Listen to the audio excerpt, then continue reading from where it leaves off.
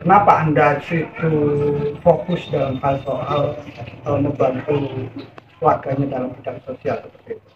Padahal kan masih banyak program-program yang dijalankan kepala desa dalam meningkatkan kesejahteraan misal warganya seperti infrastruktur atau yang lain. Oh iya, tahun kemarin saya sudah tahun yang ke-10. Assalamualaikum warahmatullahi wabarakatuh, sahabat LPTV dimanapun Anda berada. Saat ini saya bersama seorang kepala desa, Pratikno. Tapi kalau di dunia maya, karena dulu ini juga punya channel YouTube yang dia bangun, namanya Romantika. Nah, Romantika channel nanti nama channelnya nanti saya tulis di bawah ini ya. Tapi yang perlu diketahui bahwa beliau ini menjabat kepala desa di Kabupaten Lampung Timur. Iya, di Desa Brajaluhur. Desa Brajaluhur, Kecamatan Braja Selebah.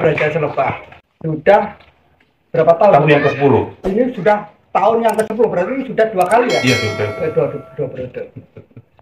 Hebat sekali ini, 2 periode. Selain dia mampu mengurus pemerintahan, ternyata juga jiwa sosialnya sangat tinggi sekali. Saya mau tanya-tanya dengan beliau ini, bagaimana cara membagi waktunya selain soal pemerintahan, juga ngurusi warga-warganya ini. Karena hampir setiap hari itu ada aja warga yang minta pertolongan kepada beliau.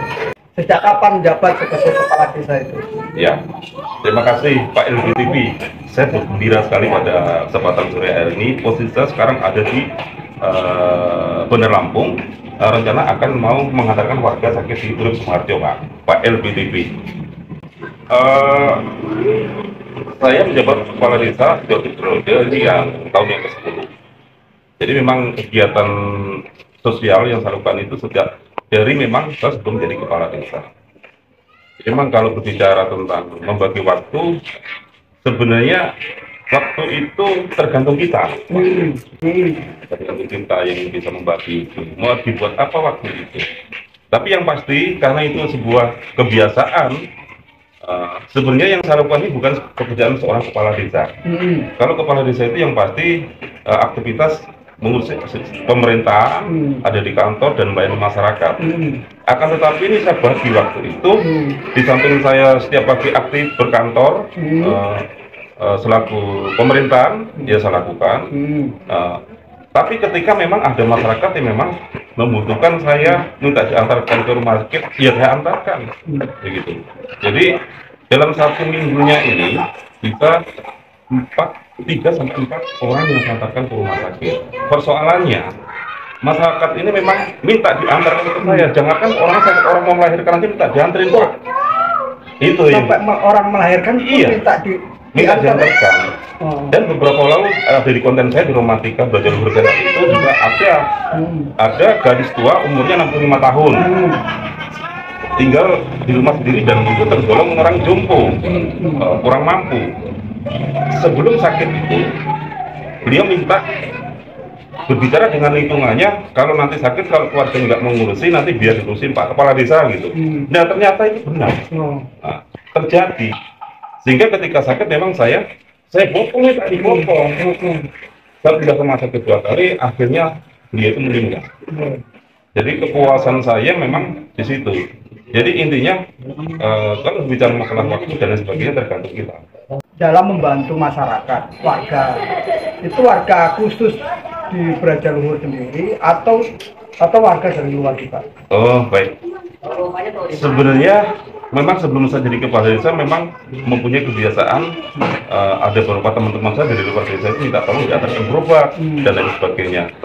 Sekarang ini memang saya fokus untuk mengurusi warga masyarakat saya, tapi ada juga ini hari ini sebenarnya saya itu punya janjian orang di luar, bahkan luar kecamatan itu minta tolong, minta diantarkan ke rumah sakit. Cuman saya masih belum bisa karena warga saya juga masih membutuhkan itu. Apakah dalam membantu warganya ini, apakah ada diprogramkan juga di pemerintahan Pak? Ada. Nah, Jadi memang saya membuat namanya Desa Siaga Kesehatan. Ya, saya minta rekomendasi dari UPTD Puskesmas Belajar Dosari, Kecamatan Badas Lebak itu saya SK-kan. Jadi Desa Siaga Kesehatan itu saya bentuk juga anggota. Satgas-satgasnya di setiap dusun itu ada. Mereka itu yang melaporkan kalau ada warga yang sakit.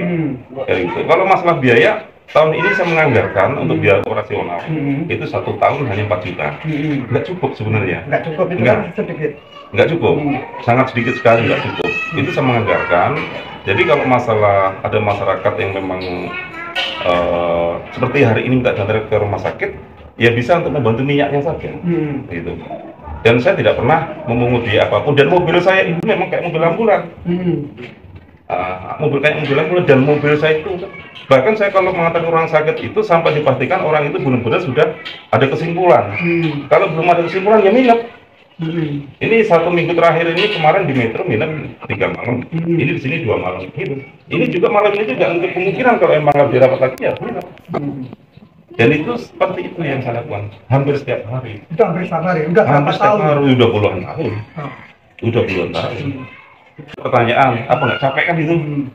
Ya namanya manusia. Kalau robot ganti baterainya selesai. Ini manusia, tapi saya udah semua saya kembalikan kepada Tuhan Yang Maha Kuasa karena memang saya suka. Ini kalau menurut saya ini adalah sebuah pekerjaan yang memang sulit untuk dilakukan, yang maaf sulit untuk orang lain untuk melakukan karena menyelesaikan waktu. Tapi ini sebuah kegembiraan saya, apapun yang terjadi, punya tidak punya saya berangkat. Kenapa Anda situ fokus dalam hal soal membantu warganya dalam bidang sosial seperti itu? Padahal kan masih banyak program-program yang dijalankan kepala desa dalam meningkatkan kesejahteraan misal warganya berinfrastruktur atau yang lain. Oh iya, tahun kemarin saya sudah tahun yang ke-10. Alhamdulillah desa saya itu mohon maaf teman-teman, ini berprestasi untuk penarikan pajak bumi dan bangunan tercepat. 10 tahun sampai hari ini. Bahkan hari ini terhitung 20 hari aja PBB saya sudah lunas. Itu prestasi yang pertama. Kemudian infrastruktur ya alhamdulillah sudah berjalan dengan baik, dan beberapa prestasi yang saya peroleh dari Polda juga ada, dari Polres juga ada, bahkan pernah 5 besar Desa Tangguh Nusantara untuk mewakili nasional pernah ada piagam semua gitu. Sampai sudah mendapatkan penghargaan. Sudah. Apa aja penghargaan yang sudah mendapatkan? Yang pasti setiap tahun saya mendapatkan prestasi penghargaan penaikan pajak bumi dan bangunan tercepat di Lampung Timur. Ya. Kemudian yang kedua, saya juga sudah ada 4 sinergisitas TNI Polri dengan desa, itu juga ada penghargaannya. Kemudian dari Polda Lampung itu juga sudah ada 2 Desa Tangguh Nusantara, dan bahkan ini juga lomba sis kambing juga sudah dicanangkan juga. Alhamdulillah Desa Belajar untuk mewakili Polres Lampung Timur juara 2 untuk tahun ini. Apa sih triknya Anda bisa mengelola itu semua dan bisa mencapai target itu? Itu sebuah gagasan pemikiran yang tertuang diaplikasikan dalam hidup kerja. Karena memang sekarang ini kita memang harus mempunyai strategi, karena semua ini harus kita strategikan. Dan semua kembalinya, apapun itu kembalinya di endingnya adalah kekuasaan Tuhan. Jadi saya bekerja ini dengan ketulusan hati saya, mau diterima atau tidak, ya monggo. Karena memang kemampuan saya untuk melaksanakan itu yang terpenting adalah masyarakat saya terlayani dengan baik. Urusan yang lain terserah. Sebagai kampung yang sudah dicanangkan menjadi kampung penghasil tungku ini. Tungku ini kan kebetulan hari ini saya membawa tungku karena di Sabradul ini satu-satunya industri tungku terbesar se-Indonesia dan pemasaran sudah nasional dong. Nah ini tanggal 7 besok akan saya pamerkan di Pekor di Bandar Lampung. Ini saya juga bawa barangnya. Hari ini juga sambil selesai mengantar orang sakit akan saya taruh juga hasil home industri tungku dari Desa Batu akan saya pamerkan di Pekor.